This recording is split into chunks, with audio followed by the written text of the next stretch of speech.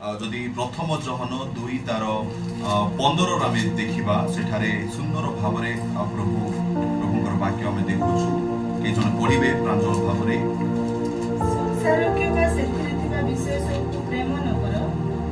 କେହି ଯଦି ସଂସାରକୁ ପ୍ରେମ କରେ ପିତାଙ୍କ ପ୍ରେମ ତାହାଠାରେ ନାହିଁ। କାରଣ ଶାରୀରିକ ଅଭିଳାଷ, ଚକ୍ଷୁର ଅଭିଳାଷ ଓ ଲୌକିକ ଗର୍ବ ସଂସାରରେ ଥିବା ଏହି ସମସ୍ତ ବିଷୟ ପିତାଙ୍କ ଠାରୁ ନୁହେଁ ମାତ୍ର ସଂସାରରୁ ଉତ୍ପନ୍ନ ହୋଇଥାଏ। ପ୍ରେଜ୍ ଦ ଲର୍ଡ। ପ୍ରଭୁଙ୍କର ମହାନ ନାମରେ ଧନ୍ୟବାଦ ହେଉ। ଏଠାରେ ଆମେ ଦେଖୁଛୁ ସଂସାର କିମ୍ବା ସେଥିରେ ଥିବା ବିଷୟ ସବୁକୁ ପ୍ରେମ ନ କର। ମୋର ପ୍ରିୟ ଲୋକମାନେ, ଏହା ଗୋଟେ ପ୍ରଭୁଙ୍କର ଲୋକମାନଙ୍କ ପାଇଁ, ବିଶ୍ୱାସୀ ମାନଙ୍କ ପାଇଁ, ଖ୍ରୀଷ୍ଟିଆନ ପ୍ରତ୍ୟେକ ଖ୍ରୀଷ୍ଟିଆନ ଭାଇ ଭଉଣୀ ମାନଙ୍କ ପାଇଁ ଆଉ এই ବାକ୍ୟ ଅଟେ ସେ ସଂସାର କିମ୍ବା ସଂସାରରେ ଥିବା ବିଷୟ ସବୁକୁ ପ୍ରେମ ନ କର। ଆଜି ଆମମାନେ ପ୍ରଭୁଙ୍କର ବାକ୍ୟରେ ଲେଖାଯାଏ ପ୍ରଭୁ ଆମମାନଙ୍କୁ ଜଗତରୁ ଆମମାନଙ୍କୁ ପ୍ରଭୁ ପୃଥକ କରିଛନ୍ତି, ସଂସାରରୁ ପ୍ରଭୁ ଆମମାନଙ୍କୁ ପୃଥକ କରିଛନ୍ତି। ପ୍ରଭୁଙ୍କର ବାକ୍ୟରେ ଲେଖାଯାଏ ଆଉ ଯେଉଁମାନେ ଖ୍ରୀଷ୍ଟଙ୍କୁ ପାଇଛନ୍ତି ସେମାନେ ନୂତନ ସୃଷ୍ଟି ହେଇଛନ୍ତି। ଆଜି ଆମେ ଦେଖିବା ଯେ ପ୍ରଭୁଙ୍କର ବାକ୍ୟ ଆମମାନଙ୍କୁ କହେ ଯେ ତାଙ୍କରି ଲୋକମାନଙ୍କୁ ପ୍ରଭୁଙ୍କର ବାକ୍ୟ ଯେ ସଂସାର କିମ୍ବା ସେଥିରେ ଥିବା ମାନେ ସଂସାରରେ ଥିବା ସେଇ ବିଷୟ ଗୁଡ଼ିକୁ ତମେ ପ୍ରେମ ନ କର। ଆଜି ଅନେକ ପ୍ରଭୁଙ୍କର ଲୋକମାନେ, ଖ୍ରୀଷ୍ଟିଆନ ଲୋକମାନେ, ବିଜାତି ବା ବିଶ୍ୱାସୀ ମାନେ ସେମାନେ ସଂସାରର ବିଷୟକୁ ସେମାନେ ପ୍ରେମ କରନ୍ତି। ସେମାନେ ସଂସାରର ବିଷୟରେ ସେମାନେ ଆସକ୍ତ ହେଇକି ରୁହନ୍ତି। ମୋ ପ୍ରିୟ ଲୋକମାନେ, ତେବେ ଆମେ 16ରେ ଗୋଟେ କଥା ଦେଖୁଛୁ ଯେ କଣ ସଂସାରର ବିଷୟ ଦେଖାଯାଏ। କାରଣ ଶାରୀରିକ ଅଭିଳାଷ, ଚକ୍ଷୁର ଅଭିଳାଷ ଓ ଲୌକିକ ଗର୍ବ ସଂସାରରେ ଥିବା এই সমস্ত বিষয় পিতাଙ୍କ ଠାରୁ ନୁହେଁ। 3ଟା ବିଷୟ ଦେଖୁଛୁ ଆମେ। কোন কোন দেখুଛୁ যে শারীরিক অভিলাষ। ମୋ ପ୍ରିୟ ଲୋକମାନେ, ଆଜି ଆମମାନଙ୍କ ଠାରେ ଶାରୀରିକ ଅଭିଳାଷ ନ ରହିବା ଆବଶ୍ୟକ ରହିଛି। ଅନେକ ବିଷୟରେ ଶାରୀରିକ ଅନେକ ପ୍ରକାର ମାନେ ବ୍ୟାଡ୍ ହ୍ୟାବିଟ୍ସ ଯାକ ଅଛି, ମାନେ ଖରାପ ମନ୍ଦ ମାନେ ସ୍ୱଭାବ ଯାକ ସବୁ ରହିଛି, ଯୋଉଟା କି ପ୍ରଭୁଙ୍କର ବାକ୍ୟ କହେ ଶାରୀରିକ ଅଭିଳାଷ, ଚକ୍ଷୁର ଅଭିଳାଷ ଆଉ ଲୌକିକ ଗର୍ବ। 3ଟା ବିଷୟ ସଂସାରରେ ଥିବା ଏହି ସମସ୍ତ ବିଷୟ, এই 3টা ବିଷୟ ପିତାଙ୍କ ଠାରୁ ନୁହେଁ। ମୋ ପ୍ରିୟ ଲୋକମାନେ, ଯଦି ଆଜି ଆମ ଠାରେ ଯଦି ଅଛି ତେବେ ଆଜି ଆମେ ପ୍ରଭୁଙ୍କର ବାକ୍ୟ ପ୍ରକାରେ ଆମେ ସେଟାକୁ ଆଜି ଆମମାନଙ୍କୁ ମାନେ ସାଇଡ୍ କରିବାର ଆବଶ୍ୟକ ରହିଛି। ସେଠୁ ଆମେ ଦୂରରେ ରହିବାର ଆବଶ୍ୟକ ରହିଛି। ତାପରେ ଲେଖା ହେଇଛି ମାତ୍ର ସଂସାରରୁ ଉତ୍ପନ୍ନ ହୋଇଥାଏ। ମୋ ପ୍ରିୟ ଲୋକମାନେ, ଯେଉଁଦିନ ଆମମାନେ ପୁନର୍ଜନ୍ମ ଆମମାନଙ୍କର ହେଲା, ଯେଉଁଦିନ ଆମମାନଙ୍କର ନୂତନ ଜନ୍ମ ହେଲା ପରେ ଆମମାନଙ୍କ ଠାରେ ଆଉ କୌଣସି ସଂସାରର ବିଷୟ ଦେଖା ନ ଯିବା ଦରକାର ରହିଛି। ଯୀଶୁଙ୍କୁ ଗ୍ରହଣ କଲା ପରେ, ଯୀଶୁଙ୍କର ପ୍ରେମର ପରିଚୟ ପାଇଲା ପରେ ଆମମାନଙ୍କ ଠାରେ ନୂତନ ସୃଷ୍ଟି ଆମମାନଙ୍କ ଠାରେ ଦେଖାଯିବା ଦରକାର ରହିଛି। ମୋର ପ୍ରିୟ ଲୋକମାନେ, ଦୁଃଖର ବିଷୟ ରହିଛି ଯେ ଆଜି ଅନେକ ଖ୍ରୀଷ୍ଟିଆନ ଲୋକମାନେ, ଅନେକ ପ୍ରଭୁଙ୍କର ଲୋକମାନେ ସେମାନେ ସଂସାରରେ ସେମାନେ ଡୁବି ଯାଇଛନ୍ତି। ସେମାନେ ଯେତେବେଳେ ମାନେ ଉଦାହରଣ ସ୍ୱରୂପ କହିବା ପାଇଁ ଗଲେ, ଯେତେବେଳେ ଯୀଶୁଙ୍କର ଶିଷ୍ୟମାନେ, ଯୀଶୁଙ୍କର ଶିଷ୍ୟମାନେ ଯେତେବେଳେ ଗୋଟେ ନୌକାରେ ଯେତେବେଳେ ଯାଉଥିଲେ, ସମୁଦ୍ରର ଆର ପାରିକୁ ଯାଉଥିଲେ, ଆଉ ସେତେବେଳେ ଭୟଙ୍କର ଭାବରେ ଝଡ଼ ତୁଫାନ ହେଲା। ଆଉ ସେତେବେଳେ ଶିଷ୍ୟମାନେ ଭୟ କଲେ। ଶିଷ୍ୟମାନଙ୍କର ମାନେ ଏ ପ୍ରକାର ସେମାନେ ଭୟର ମାନେ ଆତଙ୍କ ସେ ଖେଳି ଯାଇଥିଲା ଯେ ସେମାନେ ମାନେ ଭାବି ନେଇଥିଲେ ଯେ ଆଜି ଆମେ ମଲୁ। ମୋର ପ୍ରିୟ ଲୋକମାନେ, ପ୍ରଭୁଙ୍କର ମହିମା ହଉ, ପ୍ରଭୁଙ୍କର ଗୌରବ ହଉ, ସେଇ ସମୟରେ ଗୋଟେ ବହୁତ ବଡ ଅଦ୍ଭୁତ କାମ ହେଇଛି, ଆଶ୍ଚର୍ଯ୍ୟ କର୍ମ ହେଇଛି। କଣ ନା, ଯୀଶୁ ସେଇ ନୌକାରେ ଥିବା ଯୋଗୁ ସେଦିନ ସେ ଶିଷ୍ୟମାନେ ରକ୍ଷା ପାଇଗଲେ। ଯୀଶୁ ସେ ନୌକାରେ ଥିବା ଯୋଗୁ ସେମାନେ ମାନେ ସେଇ ଝଡ଼ ତୁଫାନକୁ ଯୀଶୁ ଶାନ୍ତ କଲେ, ସ୍ଥିର କଲେ। ଗୋଟେ ବିଷୟ ମୋ ପ୍ରିୟ ଲୋକମାନେ, ଯଦି ସେଇ ଦିନ ଯୀଶୁ ସେ ଡଙ୍ଗାରେ ନଥାନ୍ତେ, ସେ ନୌକାରେ ଯଦି ନଥାନ୍ତେ, କଣ ସେମାନେ ଆର ପାରିକି ପହଞ୍ଚି ପାରିଥାନ୍ତେ କି? କଣ ସେମାନେ ରକ୍ଷା ପାଇ ପାରିଥାନ୍ତେ କି? କଣ ସେମାନଙ୍କର ବିଶ୍ୱାସ କଣ ଆଜି ମାନେ ଦୃଢୀଭୂତ ହେଇ ପାରିଥାନ୍ତା କି? ମୋ ପ୍ରିୟ ଲୋକମାନେ, ପ୍ରଭୁ ଯୀଶୁ ଆଉ ସେ ନୌକାରେ ଥିବା ଯୋଗୁ ଆଜି ସେମାନେ ମାନେ ସେଇଦିନ ସେମାନେ ରକ୍ଷା ପାଇଗଲେ। ମୋ ପ୍ରିୟ ଲୋକମାନେ, ନୌକା ଆଜି ଆପଣମାନଙ୍କୁ ମୁଁ କହିବା ପାଇଁ ଚାହିଁବି, ନୌକା ଜଳରେ ଯଦି ଜଳ ଉପରେ ଅଛି ତେବେ ଠିକ ଅଛି। ଯଦି ନୌକା ଜଳ ଭିତରେ ଯଦି ପଶି ଯାଉଛି, ଜଳ ଯଦି ତାକୁ ଯଦି ପାଣି ଯଦି ତାକୁ ଯଦି ବୁଡାଇ ଦଉଛି, ତେବେ ବହୁତ ଦୁଃଖର ବିଷୟ ମୋ ପ୍ରିୟ ଲୋକମାନେ। ସଂସାର ଗୋଟେ ମାନେ ଜଳ ସଦୃଶ, ବହୁତ ବଡ ସାଗର ସଦୃଶ ଅଟେ। ଯଦି ଆଜି ସାଗର ଯଦି ଆମକୁ ଖ୍ରୀଷ୍ଟିଆନ ଲୋକମାନଙ୍କୁ, ବିଶ୍ୱାସୀ ମାନଙ୍କୁ, ପ୍ରଭୁଙ୍କର ଲୋକମାନଙ୍କୁ ଯଦି ବୁଡାଇ ଦଉଛି, ତେବେ ବହୁତ ଦୁଃଖର ବିଷୟ ଅଟେ। ତେବେ ଆଜି ଆମେ ନୌକା ଉପରେ ଅଛୁ, ପ୍ରେଜ୍ ଦ ଲର୍ଡ। ଆଉ ନୌକାରେ ଯଦି ଯୀଶୁ ଅଛନ୍ତି, ଆହୁରି ପ୍ରେଜ୍ ଦ ଲର୍ଡ, ହାଲେଲୁୟା ହାଲେଲୁୟା। ତେବେ ମୋର ପ୍ରିୟ ଲୋକମାନେ, ପ୍ରଭୁଙ୍କର ବାକ୍ୟରେ ଲେଖାଯାଏ, ସଂସାର କିମ୍ବା ସେଥିରେ ଥିବା ବିଷୟ ସବୁକୁ ପ୍ରେମ ନ କର। ଆଜି ଯଦି ଆମେ ପ୍ରେମ କରିବା, ତେବେ ସେଇ ସଂସାରର ବିଷୟ ଆମକୁ ବୁଡେଇ ଦେବ ମୋର ପ୍ରିୟ ଲୋକମାନେ, ଆମକୁ ଚାପି ପକେଇବ ମୋର ପ୍ରିୟ ଲୋକମାନେ। ସଂସାର ଆମମାନଙ୍କୁ ଦୟା ଦେଖେଇବ ନାହିଁ, ସଂସାର ଆମମାନଙ୍କୁ ପ୍ରେମ କରିବ ନାହିଁ ମୋ ପ୍ରିୟ ଲୋକମାନେ। କିନ୍ତୁ ସଂସାରରେ ଯେଉଁ ଲୋକମାନେ ଅଛନ୍ତି, ସେଇ ଲୋକମାନଙ୍କୁ ଯୀଶୁ ପ୍ରେମ କରିକି ଜଗତରେ ଆସିଥିଲେ। ଆଉ ସେ ସଂସାର ବିଷୟ ଆମମାନଙ୍କୁ ସ୍ୱର୍ଗକୁ ନେଇ ଯାଇ ପାରିବ ନାହିଁ। ଶାରୀରିକ ବିଷୟ ଯଦି ଆମମାନଙ୍କ ପାଖରେ ଥିବ, ଶାରୀରିକ ଅଭିଳାଷ ଆମମାନଙ୍କ ପାଖରେ ଥିବ, ଲୌକିକ ଗର୍ବ ଆମମାନଙ୍କ ପାଖରେ ଥିବ, ଚକ୍ଷୁର ଅଭିଳାଷ ଆମମାନଙ୍କ ପାଖରେ ଥିବ, ଯଦି ଆମେ ତାହାକୁ କେୟାରଲେସ୍ ଭାବରେ ନେବା, ଯଦି ଆମେ ତାହାକୁ ଯଦି ମାନେ ଖାମଖିଆଲି ଭାବରେ ନେବା ମୋ ପ୍ରିୟ ଲୋକମାନେ, ସେଇ ବିଷୟ ଗୁଡାକୁ ଆମମାନଙ୍କୁ ମାନେ ସ୍ୱର୍ଗକୁ ନେଇକି ଯାଇପାରିବ ନାହିଁ ମୋ ପ୍ରିୟ ଲୋକମାନେ। ତେଣୁକରି ଆଜି ଆମେ ଆଉ ଯେଉଁ ଡଙ୍ଗାରେ ଅଛୁ, ସେ ଡଙ୍ଗାରେ ଯୀଶୁ ଆମ ସହିତ ରହିବା ନିହାତି ଆବଶ୍ୟକ ରହିଛି। ପ୍ରେଜ୍ ଦ ଲର୍ଡ, ହାଲେଲୁୟା। ପାଉଲ ଗୋଟେ କଥା କହିଲେ, କଲୋସିୟ ପୁସ୍ତକ ତାର 3 ତାର 2 କେ ଜଣ ପଢିବେ, ସେଠି ସୁନ୍ଦର କଥା ସେ କହୁଛନ୍ତି। ସେ କଣ? ପାର୍ଥିବ ବିଷୟରେ ଆସକ୍ତ ନ ହୋଇ, ପାର୍ଥିବ ବିଷୟରେ ଆସକ୍ତ ନ ହୋଇ ଊର୍ଦ୍ଧ୍ୱସ୍ଥ ବିଷୟରେ ଆସକ୍ତ ହୁଅ। ଊର୍ଦ୍ଧ୍ୱସ୍ଥ ବିଷୟ ପ୍ରତି ଆମମାନଙ୍କୁ ଆସକ୍ତ ହେବାର ଆବଶ୍ୟକ ରହିଛି। ପାର୍ଥିବ ବିଷୟ ପ୍ରତି, ଏ ପୃଥିବୀର ବିଷୟ ପ୍ରତି, এই ସଂସାରର ବିଷୟ ପ୍ରତି ମୋର ପ୍ରିୟ ଲୋକମାନେ, ଆମେ ଯୋହନଙ୍କ ଠାରୁ ମଧ୍ୟ ଆମେ ବାକ୍ୟ ଶୁଣୁଛୁ ଯେ ସଂସାର ପୁଣି ସେ ସଂସାରରେ ଥିବା ବିଷୟକୁ ତମେ ପ୍ରେମ କର ନାହିଁ। ଆଉ ଆମେ ଦେଖୁଛୁ ପାଉଲ ମଧ୍ୟ କଲୋସିୟ ମଣ୍ଡଳୀକୁ ସେ କହୁଛନ୍ତି କଣ, ଯେ ପାର୍ଥିବ ବିଷୟରେ ତମେ ଆସକ୍ତ ହୁଅ ନାହିଁ। ଆମେ ଯାହା ଦେଖୁଛୁ ଶାରୀରିକ ବିଷୟ ପ୍ରତି, ଶାରୀରିକ ଅଭିଳାଷରେ ଆମେ ଆସକ୍ତ ହେବା ନାହିଁ, ଚକ୍ଷୁର ଅଭିଳାଷ ପ୍ରତି ଆମେ ଆସକ୍ତ ହେବା ନାହିଁ। ମୋର ପ୍ରିୟ ଲୋକମାନେ, ଆଜି ମଣ୍ଡଳୀରେ ଅନେକ ଯୁବା ଯୁବତୀ ମାନେ ଚକ୍ଷୁର ଅଭିଳାଷରେ ଥାନ୍ତି, ଶାରୀରିକ ଅଭିଳାଷରେ ସେମାନେ ଥାନ୍ତି, ଲୌକିକ ଗର୍ବରେ ସେମାନେ ଥାନ୍ତି ସେମାନେ। ତେବେ ପ୍ରଭୁଙ୍କର ବାକ୍ୟ ସେମାନଙ୍କ ପାଇଁ ମଧ୍ୟ ଯେ ତମେ ପାର୍ଥିବ ବିଷୟକୁ ତମେ ଆସକ୍ତ ହୁଅ ନାହିଁ। ଆଜି ପ୍ରତି ରବିବାର ଦିନ ପ୍ରତ୍ୟେକ ଯୋଉ ମଣ୍ଡଳୀରେ ଯୋଉ ପ୍ରାର୍ଥନା ସମୟ ରହୁଛି, ସେଇ ସମୟ ପ୍ରତି ଆସକ୍ତ ହେବା ଦରକାର ରହିଛି। ପ୍ରାର୍ଥନାର ସମୟ ପ୍ରତି, ବାକ୍ୟର ସମୟ ପ୍ରତି ଆସକ୍ତ ହେବା ଦରକାର ରହିଛି। ମଣ୍ଡଳୀର ବିଭିନ୍ନ ଆକ୍ଟିଭିଟିସ୍ ପ୍ରତି ଆମେ ଆସକ୍ତ ହେବା ଦରକାର ରହିଛି। ପ୍ରଭୁଙ୍କର ପ୍ରତ୍ୟେକ ବିଷୟ ପ୍ରତି ଆମେ ଆସକ୍ତ ହେବାର ଆବଶ୍ୟକ ରହିଛି ମୋ ପ୍ରିୟ ଲୋକମାନେ। ଆମମାନଙ୍କ ଠାରେ କୌଣସି ବିଷୟ ମାନେ କୌଣସି ସାଂସାରିକ ବିଷୟ, କୌଣସି ଜାଗତିକ ବିଷୟ ପ୍ରତି ଆମେ ଯେପରି ଆସକ୍ତ ହେବା ନାହିଁ, ଆଟ୍ରାକ୍ସନ ଆମେ ହେବା ନାହିଁ, ସେଠି ଆମେ ଆଟାଚ ହେବା ନାହିଁ ମୋ ପ୍ରିୟ। ପ୍ରଭୁଙ୍କର ବାକ୍ୟ ଆମକୁ ଗୋଟେ ସଜେସନ ଦିଏ, ପ୍ରଭୁଙ୍କର ବାକ୍ୟ ଆମକୁ ଗୋଟେ ପରାମର୍ଶ ଦିଅନ୍ତି ମୋ ପ୍ରିୟ ଲୋକମାନେ। ଆମେ ତାକୁ ଅଗ୍ରାହ୍ୟ କରିପାରିବା ନାହିଁ, ଆମେ ତାକୁ ତୁଚ୍ଛ କରିପାରିବା ନାହିଁ। ପ୍ରଭୁଙ୍କର ବାକ୍ୟ ଆମକୁ ଜୀବନ ଦିଏ, ପ୍ରଭୁଙ୍କର ବାକ୍ୟ ଆମମାନଙ୍କ ଜୀବନକୁ ସଜାଡ଼ି ଦିଏ, ପ୍ରଭୁଙ୍କର ବାକ୍ୟ ଆମର ଜୀବନକୁ ପରିଷ୍କାର କରିଦିଏ। ତେବେ ପ୍ରଭୁଙ୍କର ବାକ୍ୟ ଯେତେବେଳେ ଆମେ ଶୁଣିବା, ତେବେ ମୋ ପ୍ରିୟ ଲୋକମାନେ ଡେଫିନେଟଲି ଆମେ ଊର୍ଦ୍ଧ୍ୱସ୍ଥ ବିଷୟ ପ୍ରତି ଆମେ ଆସକ୍ତ ହେଇପାରିବା।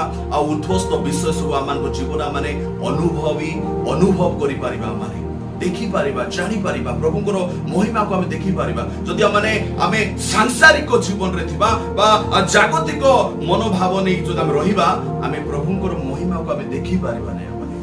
ପ୍ରଭୁଙ୍କର ଆଶ୍ଚର୍ଯ୍ୟ କର୍ମ ଆମର ଘରେ ଆମେ ଦେଖିପାରିବା ନାହିଁ, ଆମର ପରିବାରରେ ଆମେ ଦେଖିପାରିବା ନାହିଁ, ଆମର ବ୍ୟକ୍ତିଗତ ଜୀବନ ଆମେ ଦେଖିପାରିବା ନାହିଁ।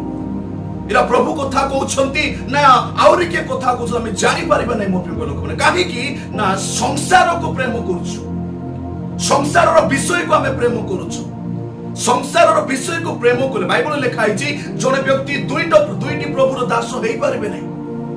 ସେ ଜଣକୁ ପ୍ରେମ କରିବ, ଆଉ ଜଣକୁ ସେ ଘୃଣା କରିବ। ସେ ଆଜି ସଂସାର ବିଷୟ କଣ ଚାଲିଛି ମୋ ପ୍ରିୟ ଲୋକମାନେ? ଅନେକ କହନ୍ତି ସଂସାର ଥିବା ଲୋକମାନେ କଣ କହନ୍ତି, ଧନ ଥିଲେ ସବୁ କିଛି। କିନ୍ତୁ ପ୍ରଭୁଙ୍କର ବାକ୍ୟ ଯେତେବେଳେ ଆମେ ଦେଖୁଛୁ, ଧନ ଲୋଭୀ ସମସ୍ତ ଅନିଷ୍ଟର ମୂଳ କାରଣ ଅଟେ। ଏ ଧନ ଲୋଭ ଏଟା କଣ ଚକ୍ଷୁର ଅଭିଳାଷ, ଲୌକିକ ଗର୍ବ, ଶାରୀରିକ ଅଭିଳାଷ। ମୋ ପ୍ରିୟ ଲୋକମାନେ ଯୀଶୁଙ୍କର 12 ଜଣ ଶିଷ୍ୟ ମଧ୍ୟରୁ ଗୋଟେ ଶିଷ୍ୟ ଥିଲା ଯାହା ପାଖରେ ଧନ ଲୋଭ ତା ପାଖରେ ଥିଲା। କଣ ହେଲା ତାର ପରିଣାମ, କଣ ହେଲା, କଣ ତାର ଫଳାଫଳ ହେଲା? ମୋ ପ୍ରିୟ ଲୋକମାନେ ସେ ଯୀଶୁଙ୍କ ସହିତ ଥିଲା, ଯୀଶୁଙ୍କର ବାକ୍ୟକୁ ଶୁଣୁଥିଲା। ଆଜି ଅନେକ ଭାଇ ଭଉଣୀ ମାନେ ସେମାନେ ପ୍ରଭୁଙ୍କର ବାକ୍ୟକୁ ଶୁଣୁଛନ୍ତି, ପ୍ରାର୍ଥନା ଆସୁଛନ୍ତି, ବାଳକ ପାଖରେ ରହୁଛନ୍ତି, କିନ୍ତୁ ଶାରୀରିକ ଅଭିଳାଷ ଥାଉଛି, ଚକ୍ଷୁର ଅଭିଳାଷ ଥାଉଛି, ଲୌକିକ ଗର୍ବ ଥାଉଛି। ମୁଁ ଗୋଟେ ବାକ୍ୟ ଆପଣମାନଙ୍କୁ ଦେଖେଇବା ପାଇଁ ଚାହିଁବି ଯୋଉଟା କି ଯୀଶୁ ମାନେ ପୁରାତନର କଥାକୁ ସେ ନୂତନ ନିୟମର ଲୋକମାନଙ୍କୁ ସେ କହିଛନ୍ତି। ସେ କୋଉ ବିଷୟ ଯଦି ଆମେ ପଢିବା ମାଥ୍ୟୁ ପୁସ୍ତକ ତାର 24 ତାର 37 ଯଦି ଆମେ ପଢିବା ସେ କଣ କହୁଛନ୍ତି ଶୁଣିବେ, କିଏ ଜଣେ ପଢିବେ ଧ୍ୟାନର ସହିତ। ମାଥ୍ୟୁ ପୁସ୍ତକ 24 ତାର 37। ଆଉ ନୋହଙ୍କ ସମୟରେ ଯେ ପ୍ରକାର ଘଟିଥିଲା, ହଁ, ମନୁଷ୍ୟ ପୁତ୍ରଙ୍କର ଆଗମନ ସମୟରେ ସେ ପ୍ରକାର ଘଟିବ। ୟେସ୍, ଏଠାରେ ଆମେ ଦେଖୁଛୁ 36 ଟି ପଢନ୍ତୁ ଟିକେ। କିନ୍ତୁ ସେହି ଦିନ ଓ ଦଣ୍ଡ ବିଷୟ କେହି ଜାଣନ୍ତି ନାହିଁ। କିନ୍ତୁ ସେଇ ଦିନ ଓ ଦଣ୍ଡ ବିଷୟ କେହି ଜାଣନ୍ତି ନାହିଁ। ଯୀଶୁ କହିବା ଅନୁସାରେ ସ୍ୱର୍ଗର ଦୂତମାନେ କିମ୍ବା ପୁତ୍ର ସୁଦ୍ଧା ଜାଣନ୍ତି ନାହିଁ, ସ୍ୱର୍ଗର ଦୂତମାନେ ବି ଜାଣନ୍ତି ନାହିଁ, ପୁତ୍ର ସୁଦ୍ଧା ଜାଣନ୍ତି ନାହିଁ, କେବଳ ମାତ୍ର ପିତା ଜାଣନ୍ତି। କେବଳ ମାତ୍ର ପିତା ଜାଣନ୍ତି। ପ୍ରିୟ ଲୋକମାନେ ତାପରେ ଯୀଶୁ କଣ କହୁଛନ୍ତି ମଣ୍ଡଳୀକୁ, ତାଙ୍କର ଲୋକମାନଙ୍କୁ କଣ କହୁଛନ୍ତି ଆମେ ଧ୍ୟାନ ସହିତ ଶୁଣିବା। କଣ ଲେଖା ହେଇଛି? ଆଉ ନୋହଙ୍କ ସମୟରେ ଯେ ପ୍ରକାର ଘଟିଥିଲା, ଆଉ ନୋହଙ୍କ ସମୟରେ ଯେ ପ୍ରକାର ଘଟିଥିଲା, ମନୁଷ୍ୟ ପୁତ୍ରଙ୍କର ଆଗମନ ସମୟରେ ସେ ପ୍ରକାର ଘଟିବ। ମନୁଷ୍ୟ ପୁତ୍ରଙ୍କର ଆଗମନ, ଯୀଶୁ ଖ୍ରୀଷ୍ଟଙ୍କର ଆଗମନ ସମୟରେ ସେ ପ୍ରକାର ଘଟିବ। କାରଣ ବାସ୍ ଟିକେ ଯୀଶୁ କୁହନ୍ତି ନୋହଙ୍କ ସମୟରେ ଯେ ପ୍ରକାର ଘଟିଥିଲା। କାହାକୁ କହୁଛନ୍ତି? ଏ ନୂତନ ନିୟମର ଲୋକମାନଙ୍କୁ କହୁଛନ୍ତି, ପୁରାତନ ନିୟମର ଲୋକମାନଙ୍କୁ ନାହିଁ। ଯେଉଁମାନେ ଯୀଶୁକୁ ବିଶ୍ୱାସ କରୁଛନ୍ତି, ଯେଉଁମାନେ ବିଶ୍ୱାସିନୀ ମାନେ ଯେଉଁମାନେ ପ୍ରଭୁଙ୍କ ଠାରେ ଅଛନ୍ତି, ସେଇମାନଙ୍କ ପାଇଁ ପ୍ରଭୁଙ୍କର ବାକ୍ୟ। ଆଜି ସେଇମାନେ ଆଉ ଏଇ ବାକ୍ୟକୁ ଅବହେଳା ନ କରନ୍ତୁ, ଏ ବାକ୍ୟକୁ ତୁଚ୍ଛ ନ କରନ୍ତୁ। ପ୍ରଭୁ କହୁଛନ୍ତି ନୋହଙ୍କ ସମୟରେ କି ପ୍ରକାର ଘଟିଥିଲା। ଆଜି ତମେ ଦେଖ, ମାନେ ଯୀଶୁ କହୁଛନ୍ତି ତମେ ଟିକେ ମନେ ପକାଅ, ତମେ ଟିକେ ସ୍ମରଣରେ ଆଣ କଣ ଘଟିଥିଲା ନୋହଙ୍କ ସମୟରେ। ଆଉ ଯୀଶୁ କହୁଛନ୍ତି ଯୀଶୁଙ୍କର ଆଗମନ ସମୟରେ, ଯୀଶୁଙ୍କର ମାନେ ରେପ୍ଚର ସମୟରେ ମଧ୍ୟ ସେ ପ୍ରକାର ଘଟିବ। କଣ ହେଇଥିଲା ନୋହଙ୍କ ସମୟରେ? 38 ରେ, କାରଣ ଜଳ ପ୍ଲାବନର ପୂର୍ବବର୍ତ୍ତୀ ସମୟରେ ଜାହାଜରେ ନୋହଙ୍କର ପ୍ରବେଶ କରିବା ଦିନ ପର୍ଯ୍ୟନ୍ତ, ଜାହାଜରେ ନୋହଙ୍କର ପ୍ରବେଶ କରିବା ଦିନ ପର୍ଯ୍ୟନ୍ତ ଲୋକେ ଯେପରି ଭୋଜନ ପାନ ଏବଂ ବିବାହ କରିବା ଅବିବାହ ଦେବାରେ ପ୍ରବୃତ୍ତ ଥିଲେ, ପୁଣି ଜଳ ପ୍ଲାବନ ଆସି ସେ ସମସ୍ତଙ୍କୁ ଭସାଇ ନ ନେବା ପର୍ଯ୍ୟନ୍ତ ଯେପରି ଜାଣି ନଥିଲେ, ମନୁଷ୍ୟ ପୁତ୍ରଙ୍କର ଆଗମନ ମଧ୍ୟ ସେହି ପ୍ରକାର ହେବ। ଏଠି ଆମେ ଦେଖୁଛୁ ମୋ ପ୍ରିୟ ଲୋକମାନେ 38 ଦେଖୁଛୁ ଜଳ ପ୍ଲାବନର ପୂର୍ବବର୍ତ୍ତୀ ସମୟରେ ଜାହାଜରେ ନୋହଙ୍କର ପ୍ରବେଶ କରିବା ଦିନ ପର୍ଯ୍ୟନ୍ତ ଲୋକେ କି ପ୍ରକାର ଥିଲେ? ଯୀଶୁ କହୁଛନ୍ତି ଲୋକମାନେ ସେଇ ସମୟରେ ଭୋଜନ ପାନରେ ଥିଲେ। ଆଉ କହୁଥିଲେ କଣ? କହୁଛନ୍ତି କଣ? ବିବାହ କରିବାରେ ଥିଲେ ଆଉ ବିବାହ ଦେବାରେ ଥିଲେ। ମୋ ପ୍ରିୟ ଲୋକମାନେ ଯୀଶୁ ଭୋଜନ ପାନ କରିବା ପାଇଁ ମନା କରୁନାହାନ୍ତି, ଯୀଶୁ ବିବାହ କରିବା ପାଇଁ ମନା କରୁନାହାନ୍ତି, ଯୀଶୁ ବିବାହ ଦେବାରେ ମନା କରୁନାହାନ୍ତି। କଣ କହୁଛନ୍ତି ଯୀଶୁ? ଯୀଶୁ କହୁଛନ୍ତି ସେଥିରେ ଲୋକମାନେ ଆସକ୍ତ ହେଇଛନ୍ତି। ଆଜି ସେଥିରେ ଲୋକମାନେ ଆଟାଚ ହେଇକି ଅଛନ୍ତି। ଆଜି ଲୋକମାନେ ପ୍ରାର୍ଥନା କଥା କହିଲେ ସେମାନଙ୍କୁ ଇଚ୍ଛା ହବ ନାହିଁ, ପାର୍ଟି ଯିବା ବୋଲି କହିଲେ ସାଙ୍ଗେ ସାଙ୍ଗେ ସେମାନେ ବାହାରିବେ। ଆଜି ଲୋକମାନେ ଆଜି ଶୁକ୍ରବାର ପ୍ରାର୍ଥନା ଅଛି ବୋଲି କହିଲେ ସେମାନେ ବାହାରିବେ ନାହିଁ, କିନ୍ତୁ ସେମାନେ ଆଜି ବର୍ଥଡେ ଫଙ୍କସନ ଗୋଟେ ହଉଛି ବୋଲି କହିଲେ ଆଗରେ ବାହାରିବେ ସେମାନେ। ଆଜି ରବିବାର ଉପାସନା ଅଛି ଆଜି ଯିବା ବୋଲି କହିଲେ ମାନେ ଇଣ୍ଟରେଷ୍ଟ ଦେବେ ନାହିଁ ସେମାନେ। ଆଜି worship ବଢିଆ worship ହବ ବୋଲି ମାନେ କହିଲେ ଇଣ୍ଟରେଷ୍ଟ ଦେବେ ନାହିଁ ସେମାନେ। ପ୍ରାର୍ଥନା ଅଛି ବୋଲି କହିଲେ ସେମାନେ ଇଣ୍ଟରେଷ୍ଟ ଦେବେ ନାହିଁ ସେମାନେ। କିନ୍ତୁ ଯେତେବେଳେ ଗୋଟେ ମାନେ ପିକନିକ କି କୌଣସି ଗୋଟେ ପାର୍ଟି ଅଛି ବୋଲି କହିଲେ ସେଇଟାକୁ ପ୍ରାଧାନ୍ୟ ଦେବେ। ମୋ ପ୍ରିୟ ଲୋକ, କଣ ଆମେ ଦେଖୁଛୁ ମାନେ ସେମାନେ ପାର୍ଥିବ ବିଷୟ ପ୍ରତି ସେମାନେ ଆସକ୍ତ ସେମାନେ। କିନ୍ତୁ ପ୍ରଭୁଙ୍କର ବାକ୍ୟ ଆମକୁ କଣ ପରାମର୍ଶ ଦିଏ? ପ୍ରଭୁଙ୍କର ବାକ୍ୟ କହେ ଊର୍ଦ୍ଧ୍ୱସ୍ଥ ବିଷୟ ପ୍ରତି ତୁମେ ଆସକ୍ତ ହେବ। Praise the Lord. Hallelujah. তো আজি যদি আমি মানে পার্থিব বিষয় প্রতি যদি আমি আসক্ত ହେଇଛୁ ঊর্ধ্বস্ଥ ବିଷୟ ପ୍ରତି ଆସକ୍ତ ହେଉନାହୁଁ ତେବେ ଏଇ ମାଥ୍ୟୁ ପୁସ୍ତକ 24 37 38 39 କୁ ଆମେ ଦେଖିବା ଦରକାର ରହିଛି ଯେହେତୁ ଯୀଶୁ କହୁଛନ୍ତି କଣ ସାଂସାରିକ ବିଷୟ ପ୍ରତି ଆସକ୍ତ ହୁଅ ନାହିଁ। ଏଟା ସବୁ ସଂସାରରେ ସବୁ ଚାଲିଛି ସବୁ। ତେବେ ଯୀଶୁ କହୁଛନ୍ତି କଣ ସେଇ ଲୋକମାନେ ମଧ୍ୟ ଭୋଜନ ପାନରେ ଥିବେ ବିବାହରେ ଥିଲେ ବିବାହ ଦେବା କାମରେ ଥିଲେ କିନ୍ତୁ କଣ ପରିଣାମ ହେଲା ସେମାନେ ହଠାତ୍ ଜଳ ପ୍ଲାବନ ହେଇଗଲା। ଆଉ ଯୀଶୁ କହୁଛନ୍ତି ସେଇ ପ୍ରକାର ଯୀଶୁ ଖ୍ରୀଷ୍ଟଙ୍କର ଆଗମନ ସମୟରେ ମଧ୍ୟ ଠିକ ସେ ପ୍ରକାର ହେବ। ଯୀଶୁଙ୍କର ରାପ୍ଚର ହେବା ସମୟରେ ମଧ୍ୟ ଠିକ ସେ ପ୍ରକାର କେହି ଜାଣି ନାହାନ୍ତି। ବାଇବଲରେ କୋଉଠି ଲେଖା ଯାଇ ନାହିଁ କେବେ କେଉଁ ଡେଟରେ ଆଗମନ ହେବ କେଉଁ ଡେଟରେ ମାନେ ରାପ୍ଚର ହେବ ବାଇବଲରେ କୋଉଠି ମଧ୍ୟ ମେନସନ କରାଯାଇ ନାହିଁ ମୋ ପ୍ରିୟ ଲୋକମାନେ। କିନ୍ତୁ ଯୀଶୁ କହିଲେ ଯୀଶୁ କିଛି କିଛି ଚିହ୍ନ ଯାକ କହିଲେ ଆମମାନଙ୍କୁ ତମେ ଜାଗ୍ରତ ହେଇ ଆମକୁ ସଚେତନର କଥା କହିଛନ୍ତି ସେ ଆମମାନଙ୍କୁ। ଯୀଶୁ ଗୋଟେ ମାନେ ୱାର୍ଣ୍ଣିଂ ମଧ୍ୟ ମାନେ କଥା କହୁଛନ୍ତି ମୋ ପ୍ରିୟ ଲୋକମାନେ ତାଙ୍କର ଲୋକମାନଙ୍କ ପାଇଁ ୱାର୍ଣ୍ଣିଂ। କଣ ୱାର୍ଣ୍ଣିଂ? ଯଦି ଗୋଟେ ଗାଡି ଚଲାଉଛି ଗୋଟେ ଲୋକ ପଛଆଡୁ ଯଦି ହର୍ନ ମାରୁଛନ୍ତି ବାରମ୍ବାର ଯଦି ହର୍ନ ମାରୁଛନ୍ତି ତେବେ ସେ ହର୍ନ କୁ ଶୁଣି ଆମକୁ ସାଇଡ କରିବା ପାଇଁ ପଡିବ। ଯଦି ଆମେ ସେ ହର୍ନ ଯଦି ଆମେ ଶୁଣୁନୁ ଆକ୍ସିଡେଣ୍ଟ ହେବାର ସମ୍ଭାବନା ଅଛି। ଆହୁରି କଣ ୱାର୍ଣ୍ଣିଂ? କାରରେ ଯେତେବେଳେ ଆମେ ବସୁଛୁ ଯାହାର କାର ଥିବ ସେ କାରରେ ବସିଲେ ଯଦି ଆମେ ସିଟ୍ ବେଲ୍ଟ ଯଦି ଆମେ ବାନ୍ଧିବା ନାହିଁ ଗୋଟେ ଟ୍ୟୁନିଂ ଆସିବ ବାରମ୍ବାର ମାନେ ଇରିଟେଟ କରିଦେବା। ଏମିତି ଗୋଟେ ଟ୍ୟୁନିଂ ବାଜିବ ବିରକ୍ତ ଲାଗିଯିବ କାହିଁକି ନା ସିଟ୍ ବେଲ୍ଟ ଯୋଉ ପର୍ଯ୍ୟନ୍ତ ଆମେ ପିନ୍ଧିନୁ ସେ ପର୍ଯ୍ୟନ୍ତ ସେ ଟ୍ୟୁନିଂ ହେଉଥିବ।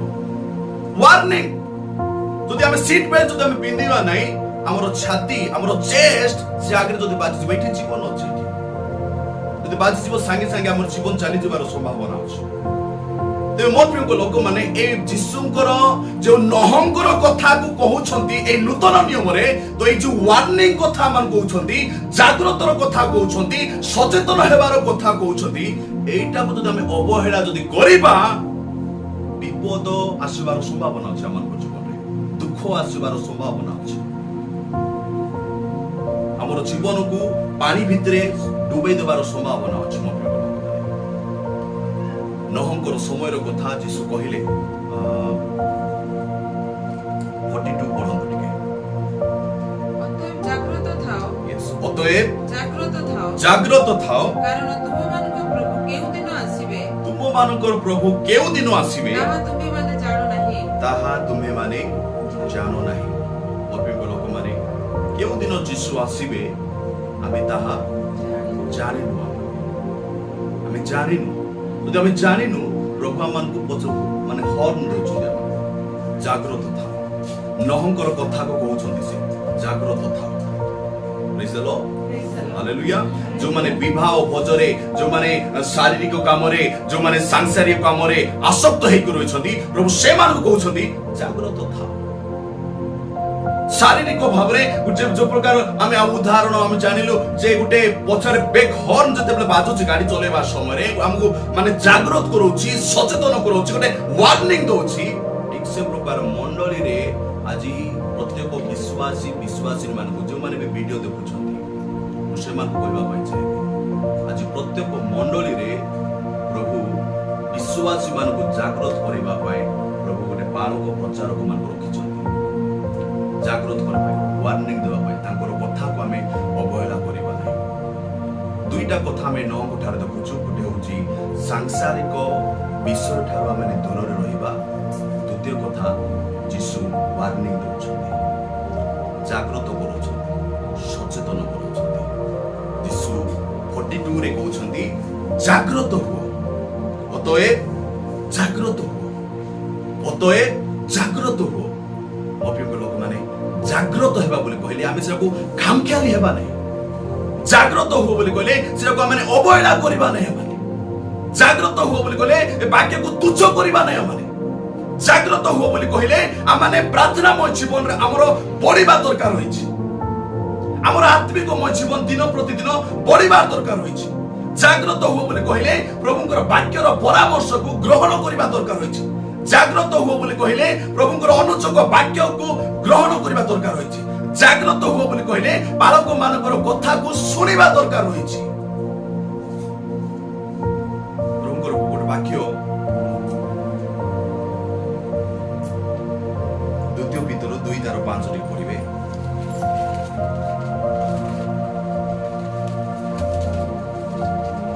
ଦ୍ୱିତୀୟ ପିତର 2:5 ସେ ପୁରାତନ ଜଗତକୁ ମଧ୍ୟ ଛାଡ଼ିଲେ ନାହିଁ ସେ ପୁରାତନ ଜଗତକୁ ମଧ୍ୟ ଛାଡ଼ିଲେ ଛାଡ଼ିଲେ ନାହିଁ କିନ୍ତୁ କେବଳ ଧର୍ମ ପ୍ରଚାରକ ନୋହକୁ ହଁ। ଅନ୍ୟ 7 ଜଣ ସହିତ ରକ୍ଷା କରି ଧର୍ମଭ୍ରଷ୍ଟ ଜଗତରେ ଜଳପ୍ଲାବନ ଘଟାଇଲେ। ଅନେକ ଲୋକମାନେ ଆମେ ଦେଖୁଛୁ ସେ ପୁରାତନ ଜଗତକୁ ମଧ୍ୟ ଛାଡ଼ିଲେ ନାହିଁ କିନ୍ତୁ କେବଳ ଧର୍ମ ପ୍ରଚାରକ ନୋହଙ୍କୁ ଅନ୍ୟ 7 ଜଣ ସହିତ ରକ୍ଷା କରି ଧର୍ମଭ୍ରଷ୍ଟ ଜଗତରେ ଜଳପ୍ଲାବନ ଘଟାଇଲେ। ଅନେକ ଲୋକମାନେ ନୋହ ସେ ସମୟରେ ଗୋଟେ ଲେଖା ହେଇଛି ଧର୍ମ ପ୍ରଚାରକ ଥିଲେ। କହିବା ପାଇଁ ଗଲେ ନୋହ ସେଇ ସମୟରେ ଲୋକମାନଙ୍କୁ ୱାର୍ଣ୍ଣିଂ ଦଉଥିଲେ, ପ୍ରଚାର କରୁଥିଲେ, ଜାଗ୍ରତ କରୁଥିଲେ, ସଚେତନ କରୁଥିଲେ। କିନ୍ତୁ ଆମେ ଦେଖୁଛୁ ନୋହଙ୍କର ପରିବାର ଲୋକେ ନୋହଙ୍କର ପ୍ରଚାରକୁ ସେମାନେ ଗ୍ରହଣ କରିଥିଲେ। ଆଉ ପ୍ରଭୁକୁ ଧନ୍ୟବାଦ ଯେ ତାଙ୍କର ସପରିବାର ରକ୍ଷା ପାଇଗଲେ। Praise the Lord. Hallelujah. Hallelujah.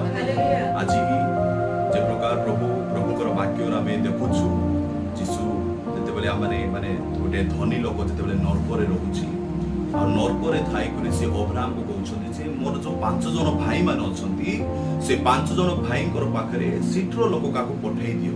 କିନ୍ତୁ ଅବ୍ରାହ୍ମ ଗୋଟେ ଷ୍ଟ୍ରିକ୍ଟଲି ଗୋଟେ ଷ୍ଟେଟମେଣ୍ଟ ଦଉଛନ୍ତି କଣ ଯେ ତାଙ୍କ ପାଖରେ ମଶା ଆହୁରି ଭାବବାଦୀ ମାନଙ୍କର ଧର୍ମଶାସ୍ତ୍ର ଅଛି।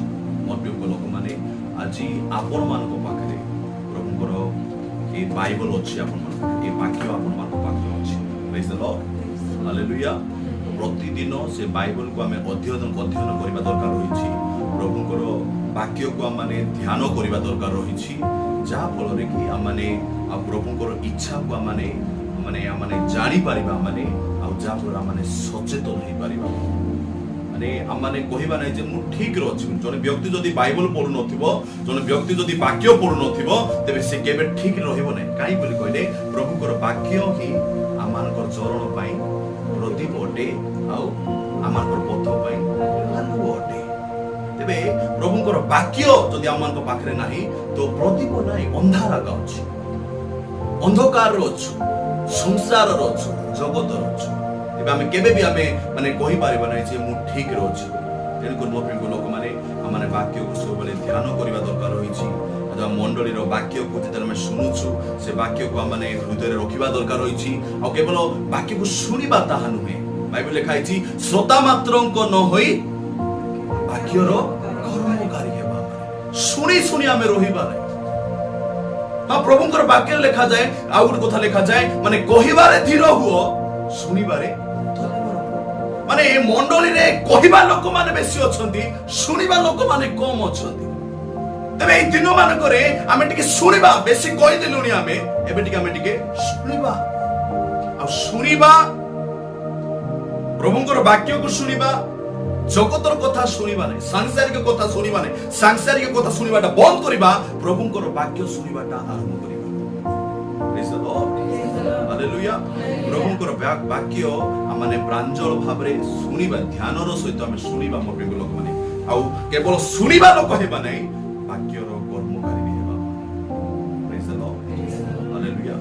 ଏହା ପ୍ରଭୁଙ୍କର ଇଚ୍ଛା। ମୋ ପ୍ରିୟ ଲୋକମାନେ ତେବେ ଆଜିର ବାକ୍ୟ ଆମେ ଦେଖିଲୁ ଯେ ସଂସାର ବିଷୟକୁ ଆମେ ପ୍ରେମ କରିବା, ସଂସାର ଥିବା ବିଷୟକୁ ଆଜି ଆମେ ପ୍ରେମ କରିବା ନାହିଁ।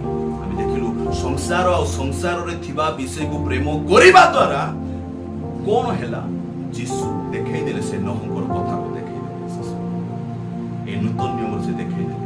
ତେବେ ଆଜି ମଧ୍ୟ ଆମେ ପଢିକି ଆମେ ଦେଖୁଛୁ ମୋ ପ୍ରିୟ ଲୋକମାନେ, ତେବେ ସେ ବାକ୍ୟକୁ ଶୁଣିବା, ଆମେ ନିଜକୁ ନିଜେ ସଚେତନ ହେବା, ଆମର ନିଜର ପରିବାରକୁ ମଧ୍ୟ ଆମେ ସଚେତନ କରିବା। ପ୍ରଭୁ ଆଜିର ବାକ୍ୟରେ ଆମ ସମସ୍ତଙ୍କୁ ଆଶୀର୍ବାଦ କରିବେ।